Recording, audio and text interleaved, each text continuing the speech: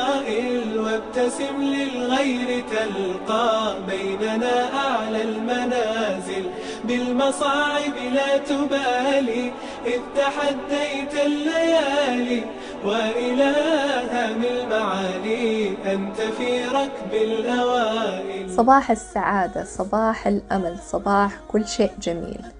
معاكم ياسمين في برنامج بكرة أحلى. رجعت لكم بموضوع جديد. موضوع اليوم حيكون عن التميز، كيف انك تصنع تميزك. طبعا الناس كلها تتلخبط ما بين التميز والنجاح، يعني يحسبون ان كل شيء كله واحد. لا، هو كل واحد فيهم مختلف. أعطيكم تعريف بسيط. التميز هو الاختلاف عن الآخرين باكتشاف مهارات جديدة. أما النجاح هو تحقيق الأهداف. طيب، يعني الشخص ممكن يكون ناجح فقط، ممكن يكون ناجح متميز، يعني ممكن يحقق أهدافه ويكون يكتسب مهارات عشان يكون مختلف عن الآخرين. طبعا أهم شيء لازم يكون موجود في الإنسان الناجح المتميز اللي هو لازم يكون عدم انخفاض القيمة الذاتية.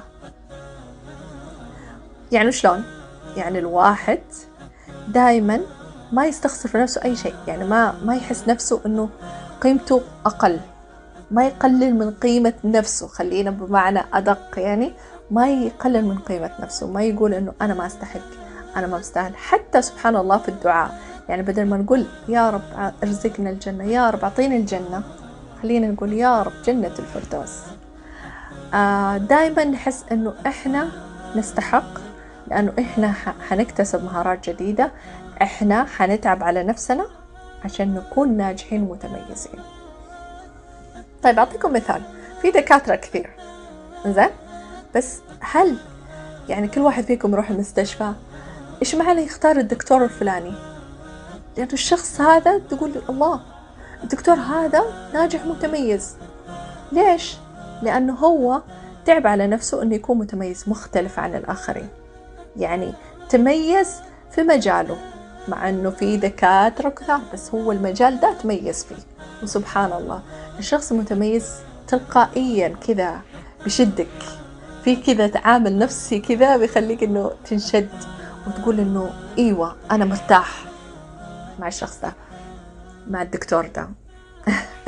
طيب طبعا انه من اهم الاشياء من قانون التميز، إنزين، انك تبدع باسلوب وتخلي الناس يقلدونك، يعني انت تكون مختلف والناس هي تقول ايه ابي يصير زي فلان او زي فلانة. طيب في كمان اعطيكم مثال انه سبحان الله اوقات ربنا بيعطي شيء مختلف عن الآخرين للناس معينة. يعني مثلا يكون شخص متميز بصوته. أعطيكم قصة حلوة كده من القصص اللي سمعتها. كان في شخص أمريكي. الشخص هذا كان عاش مدة 10 سنوات في شوارع أمريكا متشرد. طبعا الشخص هذا في يوم من الأيام مر واحد يعطيه فلوس، فما أعطاه فلوس سمع صوته، قال له ممكن تقلد لي مشهور من المشاهير؟ قال إيه، وقلد صوته، شاف صوته جدا جهور، يعني موهبة. سبحان الله. قال له طيب أنا أغير حياتك من إنك تكون هوملس تكون للشخص أفضل. قال له أوكي. أخده وسبحان الله انشهر. الشخص هذا اللي اكتشفه كان صحفي. يعني أوقات لما يكون موهبة أو ميزة ربنا أعطانا إياها بيكون في ناس ممكن يكتشفوا ده الشيء. ممكن يكون الأهل، ممكن يكون ناس من برا، ممكن يكون إحنا نكتشف أنفسنا، يعني نطلع الشيء اللي في داخلنا، نقطة القوة اللي في داخلنا بما معنى صح. طبعا المتميز عنده صفات. إيش تتوقع عن صفات المتميز؟ طيب أنا أقولها لكم، أختصر عليكم. المتميز صفاته إنه عنده قدرة على التفكير بدقة في المعلومات، يعني المعلومة اللي عنده يفكر فيها من كل النواحي، دقيق جدا فيها، ويحكم على الأمور وعنده حكم صحيح على الأمور.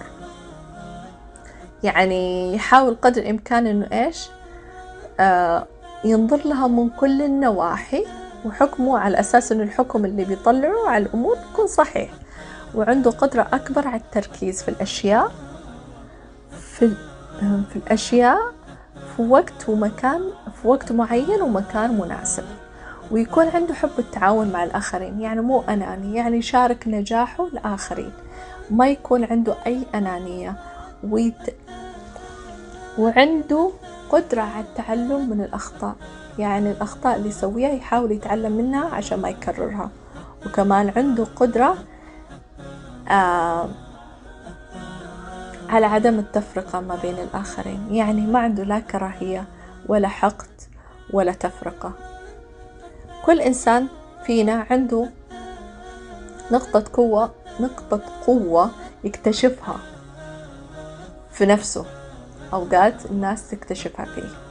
قدر الإمكان نحاول نطلع النقاط الجميلة اللي في داخلنا، الإيجابية اللي في داخلنا، على أساس إنه إيش ممكن هذه تكون نقطة تميزنا.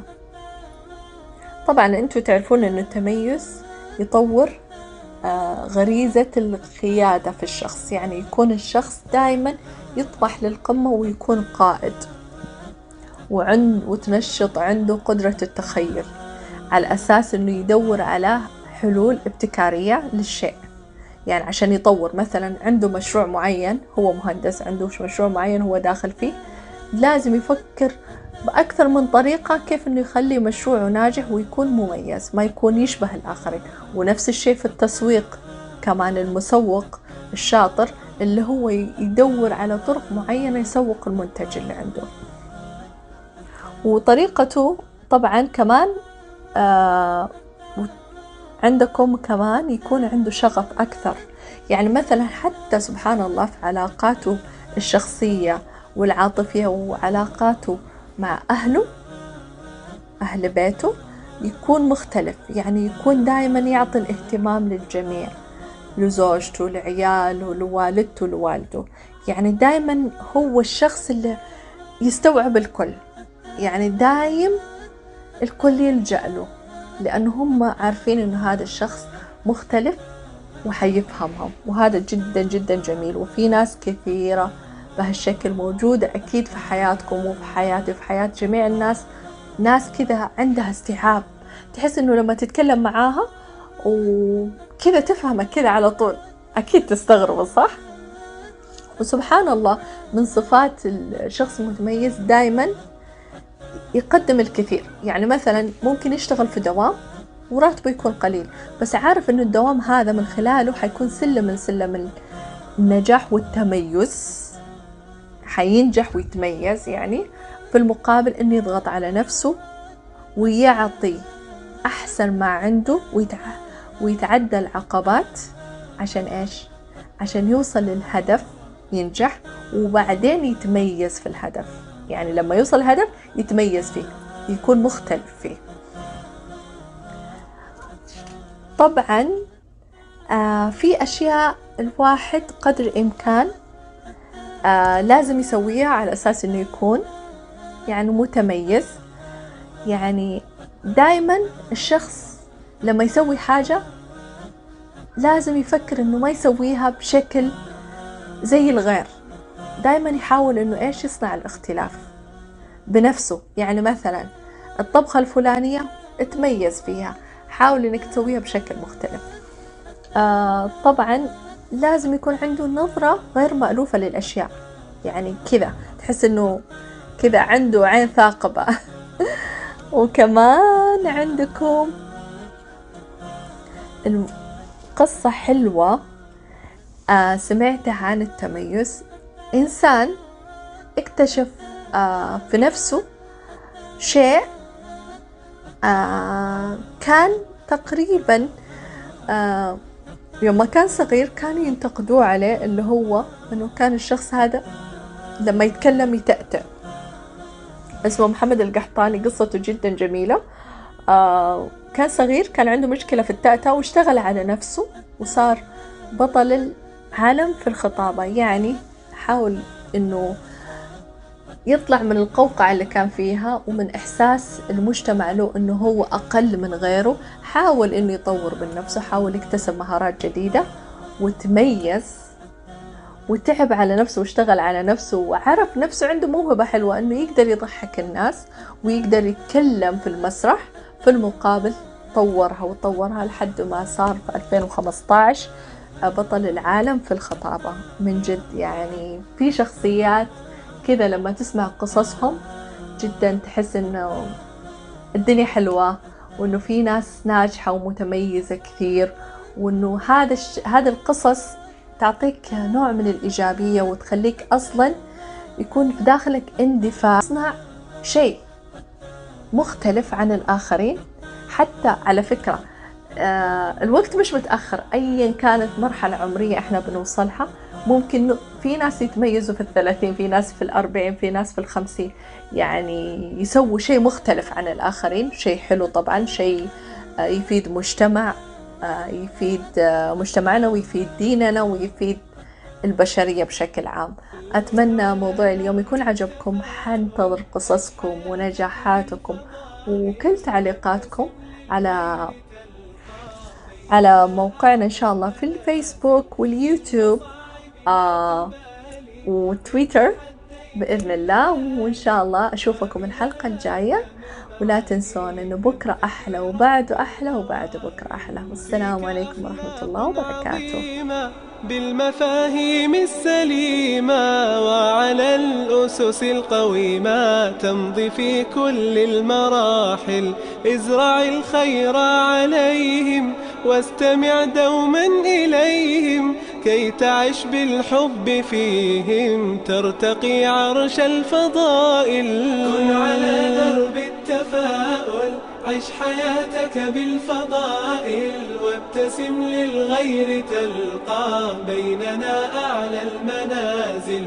بالمصاعب لا تبالي إذ تحديت الليالي، وإلهها بالمعالي أنت في ركب الأوائل. يا أخي بالله اسمع، ارتضي الأقدار واقنع، آملا في الناس تزرع، تحصد الخير سنابل، تسري في درب الريادة، طامح ترجو الإفادة، إن تشأ فيض السعادة لا تكن بالذكر غافل. كن على درب التفاؤل، عش حياتك بالفضائل، وابتسم للغير تلقى بيننا أعلى المنازل. بالمصاعب لا تبالي إذ تحديت الليالي، وإلى